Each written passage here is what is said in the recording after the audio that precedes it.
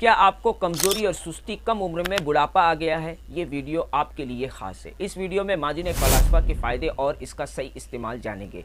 यूनानी माजुन के बारे में आपने सुना होगा। माजुन उस दवा को कहते हैं जो पावरफुल जड़ी बूटी और मेवे से तैयार होता है और उसमें कुछ फ्रूट भी होते हैं जैसे आंवला वगैरह। माजुन फ़लास्फ़ा ये ऐसी यूनानी मेडिसिन है जो बहुत पावरफुल है। ये शरीर को ताकत देती है, सुस्ती को दूर करती है, हाजमे को बढ़ाती है, भूख को बढ़ाती है, गुर्दे को ताकत देती है, पथरी को निकालती है, पुराना कमर दर्द और बॉडी में जो दर्द होता है, जोड़ों के दर्द को नेचुरली ठीक करती है। ये नर्वस सिस्टम को स्ट्रॉन्ग करती है, बार बार पेशाब आना जैसी तकलीफ को दूर करती है।